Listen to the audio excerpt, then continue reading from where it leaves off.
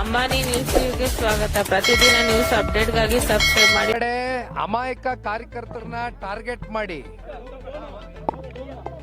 ಯಾರು ಈ ಪ್ರಕರಣದಲ್ಲಿ ಶಾಮೀಲಾಗದೇ ಇರತಕ್ಕಂತ ವ್ಯಕ್ತಿಗಳು ನಿರಂತರವಾಗಿ ಕ್ಷೇತ್ರದಲ್ಲಿ ನಡೀತಾ ಇರತಕ್ಕಂತ ಲೋಪದೋಷಗಳ ಬಗ್ಗೆ, ಸರ್ಕಾರದಲ್ಲಿ ಆಗ್ತಾ ಇರತಕ್ಕಂತ ತಪ್ಪುಗಳ ಬಗ್ಗೆ ಎತ್ತಿಡಿದು ಮಾತನಾಡ್ತಕ್ಕಂಥ ಕೆಲವೊಂದಷ್ಟು ವ್ಯಕ್ತಿಗಳನ್ನ ಟಾರ್ಗೆಟ್ ಮಾಡಿ ಇವತ್ತು ಅವ್ರನ್ನ FIR ಹಾಕಿ ಇವತ್ತು ಸುಮೋಟೋ ಕೇಸ್ ಹಾಕ್ತಕ್ಕಂಥ ದೊಡ್ಡ ಅಪರಾಧ ಇವತ್ತು ಯಾರು ಏನು ಇಲ್ಲಿ ಮಾಡಿಲ್ಲ. ತಮ್ಗಳಿಗೂ ಗೊತ್ತಿದೆಯಣ್ಣ ಮಾಧ್ಯಮದವರಿಗೆ.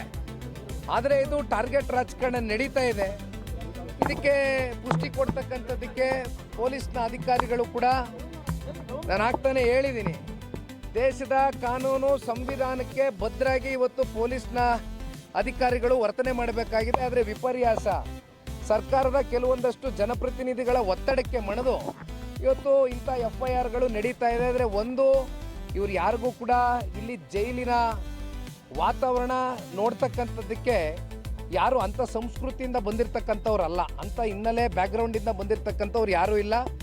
ಅವ್ರ ಕಣ್ಣಲ್ಲಿ ಒಂದು ನೋವಿದೆ, ಅವ್ರ ಕಣ್ಣಲ್ಲಿ ಒಂದು ಭಯವೂ ಕೂಡ ಕಾಡ್ತಾ ಇದೆ. ನಾನು ಇಲ್ಲ ಅಂತಕ್ಕಂಥದ್ದು ಹೇಳೋದಕ್ಕೆ ಇಚ್ಛೆ ಪಡೋದಿಲ್ಲ. ಯಾಕೆಂದರೆ ಯಾವುದೇ ಒಬ್ಬ ಒಳ್ಳೆಯ ಬದುಕನ್ನು ಕಟ್ಕೊಂಡಿರ್ತಕ್ಕಂಥ ವ್ಯಕ್ತಿ, ಗೌರವಯುತವಾಗಿ ಜೀವನ ಮಾಡಿರ್ತಕ್ಕಂಥ ಒಬ್ಬ ಸಾಮಾನ್ಯ ಪ್ರಜೆನ ಈ ರೀತಿ ಟಾರ್ಗೆಟ್ ಮಾಡಿ ನೀವು ಒಳಗಡೆ ಆಗ್ತಂಥ ಸಂದರ್ಭದಲ್ಲಿ ಅವನಲ್ಲಿ ಮತ್ತು ಅವರ ಕುಟುಂಬಸ್ಥರ ಮೇಲೆ ಯಾವ ರೀತಿ ಒಂದು ಆಘಾತ ಉಂಟಾಗಿದೆ ಅಂತಕ್ಕಂಥದ್ದು ಅವರಲ್ಲಿ ಒಂದು ಭಾವನೆಯನ್ನು ವ್ಯಕ್ತ ಆಗಿದೆ.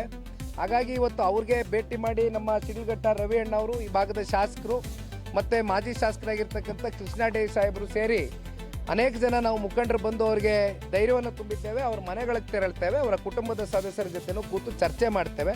ಒಟ್ಟಾರೆಯಾಗಿ ಅವ್ರ ಧೈರ್ಯ ತುಂಬತಕ್ಕಂಥದ್ದಷ್ಟೇ ಅಲ್ಲ, ಅವ್ರ ಮನೆ ಮಕ್ಕಳನ್ನ ಅತಿ ಶೀಘ್ರದಲ್ಲೇ ವಾಪಸ್ಸು ಅವ್ರಿಗೆ ಮನೆಗೆ ಕರ್ಕೊಂಬರ್ತಕ್ಕಂಥದ್ದಕ್ಕೆ ಎಲ್ಲ ರೀತಿಯಾದಂಥ ಕಾನೂನಿನಡಿಯಲ್ಲಿ ವ್ಯವಸ್ಥೆ ಇದೆ, ಕೆಲಸ ಮಾಡ್ತೇವೆ. ಈಗ ಒಳಗಡೆ 8ರಿಂದ 9 ಜನ ಇದ್ದಾರೆ. 8 ಜನ ಇದ್ದಾರೆ. ಈಗ ಸದ್ಯಕ್ಕೆ 8 ಜನ ಇದ್ದಾರೆ. 9 ಜನವೇ ಇದ್ದಾರೆ.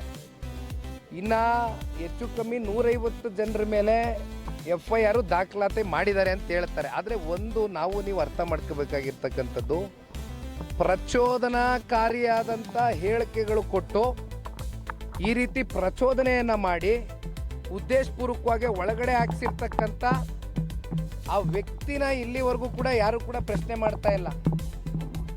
FIR ಯಾರ ಮೇಲೆ ದಾಖಲಾಗಬೇಕು ಅಂತಕ್ಕಂಥದ್ದು ಬಹುಶಃ ನಿಮಗೂ ಗೊತ್ತಿದೆ, ನಮಗೂ ಗೊತ್ತಿದೆ. ಆದರೆ ಇವತ್ತು ಸರ್ಕಾರ ಈಗ ಪ್ರಚೋದನೆ ಮಾಡಿದಂಥವ್ರು ಅವರು ಕೆಂಪೇಗೌಡರ ಜಯಂತಿ.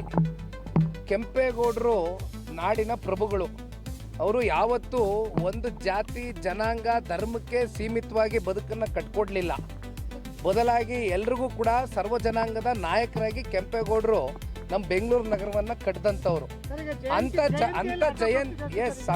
ಜಯಂತಿಯ ದಿನದಲ್ಲಿ ಅಲ್ಲಿ ಜಿಲ್ಲಾಡಳಿತ ಸಂಪೂರ್ಣವಾಗಿತ್ತಲ್ಲ, ಇದನ್ನ ಯಾಕೆ ಇಲ್ಲಿವರೆಗೂ ಪ್ರಚೋದನೆ ಮಾಡ್ತಕ್ಕಂಥದ್ದಕ್ಕೆ ಜಿಲ್ಲಾಡಳಿತ ಕಣ್ಮುಚ್ಚಿ ಕೂತಿತ್ತು ಅಂತಕ್ಕಂಥ ಒಂದು ಪ್ರಶ್ನೆಗೆ ಅವ್ರು ಉತ್ತರ ಕೊಡಬೇಕು. ಇವತ್ತು